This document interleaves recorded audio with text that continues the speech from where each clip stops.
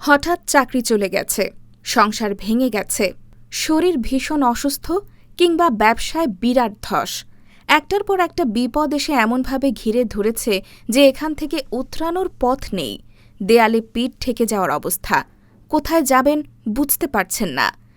এমন কঠিন সময়ে আল্লাহর কাছে কিভাবে সাহায্য চাইতেন নবীরা? পবিত্র কোরআনে বর্ণিত তাঁদের দোয়াগুলোতে পাওয়া যায় সেই উত্তর।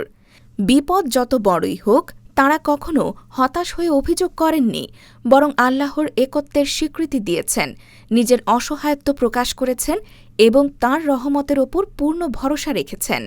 কোরআনে বর্ণিত নবী ইউনুস আলাইহিসসালামের দোয়া তার অন্যতম উদাহরণ। মাছের পেটের অন্ধকারে তিনি বলেছিলেন, তুমি ছাড়া কোনো উপাস্য নেই, তুমি পবিত্র, নিশ্চয়ই আমি জালিমদের অন্তর্ভুক্ত ছিলাম। আল্লাহ তার সেই দোয়া কবুল করে তাকে বিপদ থেকে মুক্তি দেন। নবী আইয়ুব আলাইহিসসালাম দীর্ঘদিন কঠিন রোগে আক্রান্ত ছিলেন, কিন্তু তিনি অভিযোগ না করে শুধু বলেছিলেন, আমাকে কষ্ট স্পর্শ করেছে এবং তুমি সর্বশ্রেষ্ঠ দয়ালু।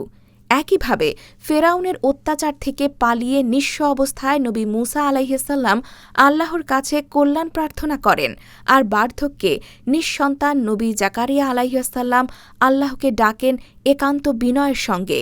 তাঁদের প্রত্যেকের দোয়া আল্লাহ কবুল করেন। ইসলামী শিক্ষায় দেখা যায়, নবীদের দোয়াগুলোর মধ্যে একটি মিল রয়েছে।